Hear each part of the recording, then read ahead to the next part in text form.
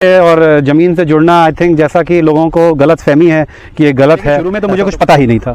जब मैं यहाँ आया हूँ, मतलब जब मैंने ये शुरुआत की है जून में, तो हमको कुछ भी नहीं हो पाया जो है साथ में चालू रखे हैं। अभी तक हम ये नहीं, हमारा प्याज लहसुन नींबू और नींबू एक चीज कोई और मैं मिस कर रहा हूँ कि वो लगभग 7-8 महीने हुए हैं। आज भी हमारी कॉस्टिंग जो पड़ रही है दूध की, जो हमने मोटा मोटा हिसाब लगाया है, पहले हमारी लगभग 200 थी, फिर वो 180 हुई, बहुत समय तक 180 पे थी। आज हमारा थोड़ा ज्यादा है, कभी बीमारी का खर्चा है या आप देख रहे हैं भूसे का दाम ज्यादा है, दाने का, क्योंकि हम सब कुछ। दोस्तों, मैं प्रिंस और आप देख रहे हैं नई कृषि दर्पण यूट्यूब चैनल। तो दोस्तों, आज मैं हूँ उत्तर प्रदेश की राजधानी लखनऊ में। लखनऊ से 20 किलोमीटर की दूरी चंद्रिका देवी के मंदिर के आसपास में, और यहाँ एक ऑस्ट्रेलिया में क्यूबा रह करके बिजनेस करके वहाँ ऑस्ट्रेलिया से रिटर्न होकर फिर हमारे भारत में आकर के इन्होंने देशी गौ सेवा स्टार्ट किया, और आज ये पूरी फैमिली इसमें इन्वॉल्व है। और इनकी स्ट्रक्चर को देखें, काफ़ी कम खर्च में इन्होंने शुरुआत किया। इनकी स्ट्रक्चर के लिए भी हमने एक वीडियो बनाया, तो ये काफ़ी सराहनीय काम है।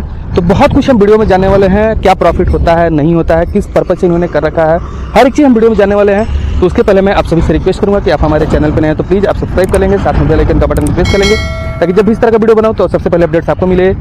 तो आइए मैं इनसे बात करता हूँ पूरी। नमस्कार सर, स्वागत है हमारा इस यूट्यूब चैनल पर। जी नमस्कार, थैंक यू वेरी मच। सबसे पहले मैं आपसे नई कृषि दर्पण के दर्शकों के लिए आपका छोटा सा परिचय जानना चाहूँगा, और ये फार्म कहाँ पर है ये आप बताएंगे सर। जी प्रिंस जी, ये जो हमारा जो फार्म है गौरत्न गौशाला के नाम से, गौशाला कह सकते हैं आप। ये लखनऊ के अंदर जो है चंद्रिका देवी मंदिर है, बहुत फेमस, सबको ज़्यादातर दर्शकों को पता होगा जो लखनऊ से हैं या लखनऊ के आसपास के हैं। उसके पहले जो है चंद्रिका देवी से एक रोड जाती है शिवपुरी गांव की तरफ, उस पे जो है हमारा 1 किलोमीटर पे पड़ता है ये सर। आप अपने कटवाड़ा गांव के अंदर पड़ता है। आप अपना परिचय भी बता देंगे सर। हाँ जी, तो मेरा नाम अमित शर्मा, और मैं जो हूँ गौशाला यहाँ चला रहा हूँ। पहले मैं जो हूँ ऑस्ट्रेलिया में था, सिडनी में था, और अभी लगभग 1 साल पहले मैं वापस आया हूँ। और 6-7 महीने पहले हमने जून के महीने में इसको जो है शुरू किया है हमने। देसी गिर गाय की, जो देसी गाय हैं, और गिर गाय का जो है हमने गौशाला एक शुरू की है। ऑस्ट्रेलिया में रहते थे और आप भारत में आकर के सीधे गाय यानी कि गोबर, जिसको हम काफी एक लोग कैटर में देखते हैं सर, ये आप भी जानते होंगे लोग कैटर में। तो इसमें अचानक आके समझ जाना, ये आपको कैसा लगा? इसके पीछे मतलब ऐसा क्या आपको मोटो दिखा, या आपको कैसा अभी फील हो रहा है, ये आप बताएंगे सर। जी, इसको गोबर से और ज़मीन से जुड़ना, आई थिंक जैसा कि लोगों को गलत फहमी है कि ये गलत है, ऐसा तो कुछ मुझे दिखा नहीं। हमारी तो बहुत ही इच्छा थी, हम तो इससे जुड़े हुए नहीं थे, तो हमने इससे जुड़ने की कोशिश की। और हम तो यही चाहेंगे कि सिर्फ फेसबुक और व्हाट्सएप पे और इंस्टाग्राम पे फॉरवर्ड्स करना और देखना ही गौ सेवा नहीं है। इसमें जुड़िए, ज़्यादा से ज़्यादा लोग हमारे देश में जुड़ें और इस काम में आएँ। इस काम में जो सेटिस्फेक्शन है, जो मेंटली पीस है, वो किसी और काम में हमें नहीं लगता कि मिलेगा, क्योंकि मैंने तो दुनिया देखी हुई है। और जो इसमें पीस है, और आप तो आपका चैनल के जरिए आप इतनी जगहों पे जा रहे होंगे जहां आप गौशालाओं में जाते होंगे, देसी गौशाला में, जहां इस तरीके से हम गायों को रख रहे हैं, इस तरीके से हम उनको प्रेम पूर्वक रख रहे हैं, तो वो तो उनको जो है, उनके संग जो आपको भी अनुभव होता होगा, वो उसको बयां करना मुश्किल ही है। तो जो चैलेंजेस आपके साथ आए थे सर, क्योंकि आप ऑस्ट्रेलिया से भारत में आए, फिर गौशाला आपने किया, तो जो आपके साथ इन लोगों के साथ में जो चैलेंजेस आया शुरुआत करने में, उस चैलेंजेस के बारे में थोड़ा हमारे दर्शकों को आप बताएंगे। जी देखिए, शुरू में तो मुझे कुछ पता ही नहीं था। जब मैं यहाँ आया हूँ, मतलब जब मैंने ये शुरुआत की है जून में, तो हमको कुछ भी नहीं पता था कि गाय को क्या खिलाते हैं, क्या नहीं खिलाना चाहिए, और हरा चारा क्या होता है, क्या भूसा होता है, मतलब थोड़ा बहुत आभास था। मगर शुरू में पहले दिन जब हमारे पास गाय आई तो हमारे पास हमको कुछ भी नहीं पता था। मगर समय के संग संग जो है हमको धीरे धीरे चीज़ का अब थोड़ा सा एहसास हो गया है, और अब हमको पता चल चुका है कि किसको क्या रखना है। मतलब अभी भी हमको पूरा एक्सपीरियंस नहीं है। आपके दर्शकों को अगर पता होगा तो आप भी हमको बताइएगा, और वो भी कमेंट करके कर सकते हैं अगर हम कुछ गलत कर रहे हैं या कुछ गलत कह रहे हैं। तो चैलेंजेस थे, चैलेंजेस ये थे कि गाय जो है गिर है, देसी गाय हैं, बाहर से आती हैं, ज़्यादातर गुजरात से और राजस्थान से आई हुई गाय हैं, तो उनका खूंटा बदल जाता है, जो एक हमको टर्म समझ में आया। तो उसके कारण थोड़े दिनों तक दूध नहीं देती हैं, दूध देती भी हैं तो कम देती हैं, थोड़ा सा एनवायरनमेंट चेंज हो जाता है, मौसम का प्रभाव पड़ता है, और एडजस्ट करने में थोड़ा तो समय लेती हैं। मगर समय के संग संग अब हमारे पास लगभग 10 गाय हो गई हैं, और तो हमको पता चल चुका है कि ऐसा क्या से उनके संग क्या उनको खिलाना है, किस तरीके से उनके संग ट्रीटमेंट करना है। तो अब समय के संग संग थोड़ा ईजी होता चला जा रहा है। अभी भी रोज़ नए चैलेंजेस आते हैं, रोज़ नई चुनौतियाँ आती हैं, मगर यह है कि समय के संग अब ईजी हो गया है। तो जैसे गुजरात या अदर स्टेट से आपने इनको लेकर के आया, तो यहाँ पर आने के बाद बीमार वगैरह भी हुई होंगी, या ऐसा कुछ हुआ था? एक गाय हमारी, ये कृष्णा प्रिया है, जैसे पीछे ये सुभद्रा है, इसकी बेटी सुदेवी है। ये कृष्णा प्रिया जो आई थी, इसने जो है खाना पीना छोड़ दिया था। और लगभग 15-20 दिन तक इसने बहुत कम खाया, बहुत कम दूध तो देना ही नहीं था। जब खाती नहीं है तो कौन सी गाय दूध क्या देंगी जब खाएगी। मगर धीरे धीरे अब ठीक हो गई, और अब आप उसकी सेहत देख सकते हैं कि अच्छी खासी सेहत है उसकी। इसी तरीके से अभी एक लेटेस्ट गाय आई है विष्णु प्रिया, ये वाली है शायद वो वाली। तो जैसे उसने भी जो है खाना छोड़ रखा है, मगर इसके संग ये प्रॉब्लम है, आते ही इसके संग ये प्रॉब्लम नहीं हुई इस गाय के संग। इसने वेट लूज किया है लगभग 100 kg, अब थोड़ा फिर से खाना शुरू किया, इसको ठंड लग गई। तो हालांकि हम इसको पूरी तरीके से हम इन गायों को सुरक्षित रखते हैं, हमारे साथ से जितना हम रख सकते हैं उनमें से बहुत जो अच्छे से रखते होंगे वही रख पाते होंगे। हमारी जो यहाँ पे शेड है, इस शेड को हम पूरी तरह से बंद कर देते हैं, आगे अंदर आग जलती रहती है और नीचे जो है पैरा बिछा होता है। और जैसे जो गाय ज्यादा, जिनको ज्यादा ठंड लग रही है उनके नीचे हम बोरा भी रखते हैं। कंबल आपने देखा इस गाय के ऊपर तो अभी भी लगा हुआ है, कंबल और बोरा।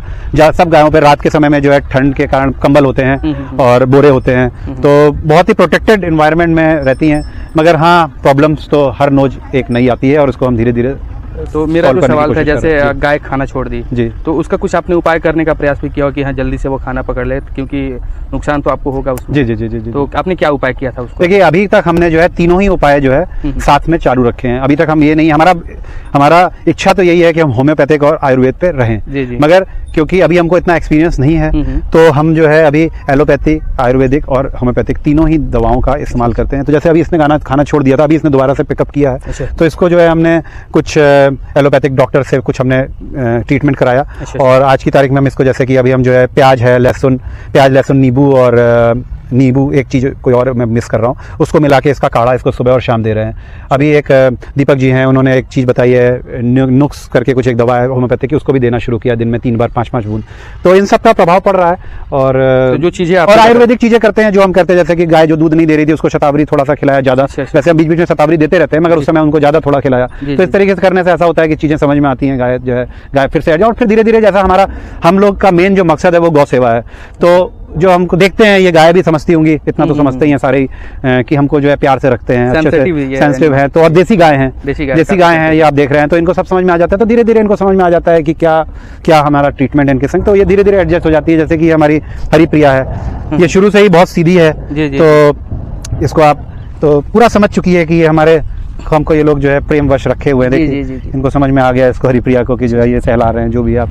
तो जो चीज़ें सर, एक चीज़ आपने बताया जो प्याज, लहसुन या आपने जो भी चीज़, तो कैसे मतलब देते हैं, थोड़ा सा उस प्रोसेस को बताएंगे, कैसे उसको काढ़ा बनाते हैं? जैसा उन्होंने बताया, उसको पीसते हैं। अच्छा, पीस के और कितने उसको मिक्सी में डाल के पिसवाते हैं, थोड़ा जितनी क्वांटिटी है 50 ग्राम 20 ग्राम इस तरह से जो एक। और कितने लीटर पानी में डाल देते हैं? उसको आधा लीटर पानी में डाल के सुबह और शाम उसको जैसे देते हैं। उसको ये दिया जा रहा है भूख के लिए, शायद इसके लीवर टॉनिक के रूप में। मुझे ऐसा लगा कि जिसको ठंड लगी थी बेसिकली, तो ठंड के कारण जो इसको प्रॉब्लम आई, तो ठंड तो इसकी सही हो गई, टेम्परेचर वगैरह सब इसका सही हो गया, मगर ये था कि इसके लीवर में थोड़ी बहुत प्रॉब्लम आ गई। तो लीवर टॉनिक जो आज मुझे समझ में आया कि लीवर में जो प्रॉब्लम है उसको सही करने के लिए कुछ भी चीज करनी है, तो वो एलोपैथिक हो चाहे होम्योपैथिक हो चाहे वो एलोपैथिक हो। तो अभी मिल्किंग में कितनी है सर?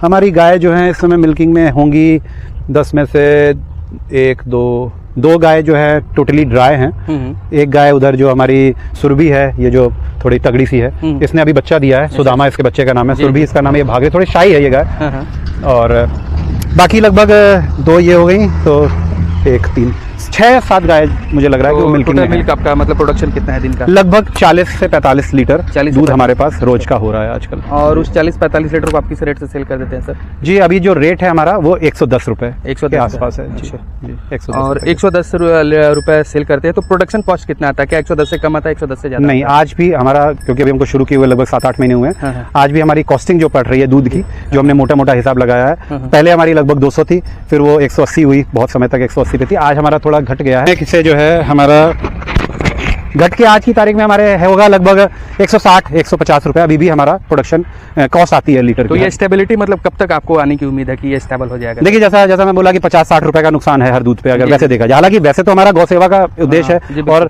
ये उद्देश्य नहीं है कि हम इससे जो है रेवेन्यू बहुत ज्यादा जनरेट करें या तो, मगर फिर भी जैसा कि आपने देखा होगा हर जगह ये चल रहा है कि गौशालाएं जो है अगर आत्मनिर्भर हो जाएं, सेल्फ सस्टेन हो जाएं, तो वो ज्यादा अच्छा है, ना कि गौशाला दान पे चले।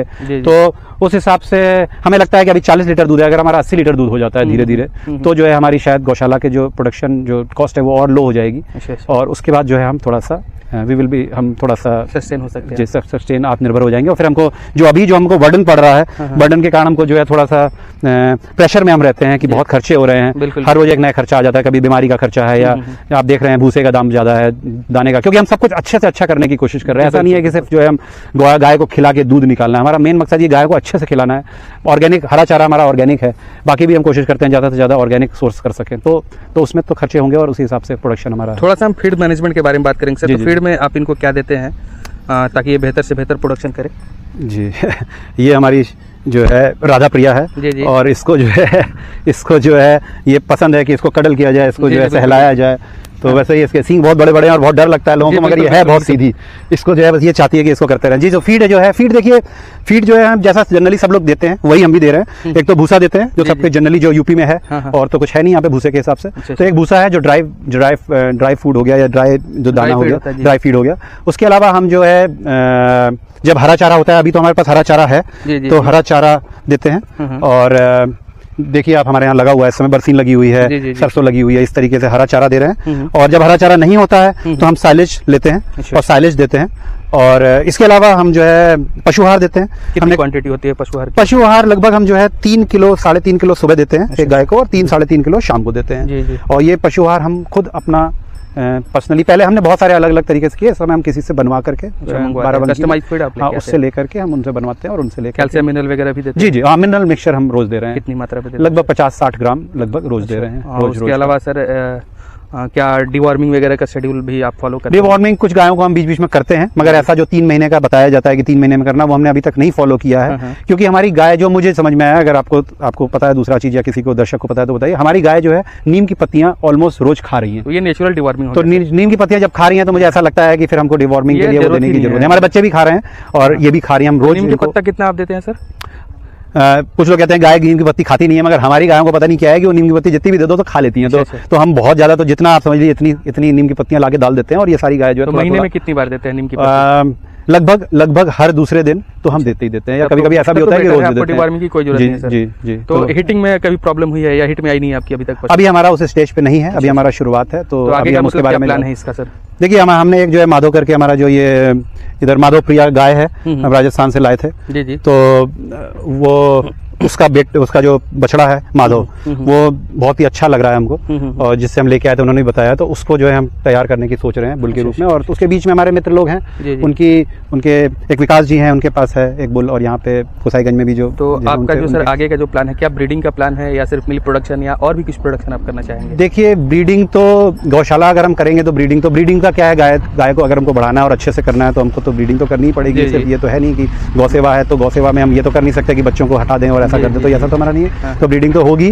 और प्रोडक्ट में हमने जो है अभी जो है थोड़ा सा केचुए की खाद का शुरुआत की, अभी शुरुआत नहीं की, हमने बेड बनाना शुरू किया, तो ये करेंगे। और 1-2 चीजों के और बारे में सोच रहे हैं। अभी हमारा जो इमीडिएट है वो हमने सोचा है कि घी का जो हम शुरू करेंगे। तो अगर किसी को घी चाहिए होगा तो वो भी हमको कांटेक्ट कर सकते हैं। वो अभी 2-4 दिन में या 5 दिन में शुरुआत होगी, बहुत लिमिटेड क्वांटिटी में होगा, मगर होगा और शुद्ध होगा। जैसा कि बिलोना नंबर पे बिलोना घी बनेगा वैदिक रीति से। कॉन्टैक्ट नंबर है 8090081895, या फिर हमारी वेबसाइट है gauratn.org, और आपने डिस्क्रिप्शन में भी वो दे दीजिएगा। फेसबुक पे जा सकते हैं, यूट्यूब पे जा सकते हैं, या और भी जो सोशल मीडिया है, ट्विटर एक्सेट्रा पे। काफी अच्छी आपने सर इन्फॉर्मेशन शेयर की हमारी दर्शकों के लिए, और ये काफी महत्वपूर्ण भी उनके लिए हेल्पफुल भी होगा। इसके लिए आपको सर बहुत बहुत धन्यवाद। जी थैंक यू वेरी मच। आप इतने दूर से आए और आपने हमारे बारे में जानने की कोशिश की, धन्यवाद बहुत बहुत। जय गौ माता। जय गौ माता।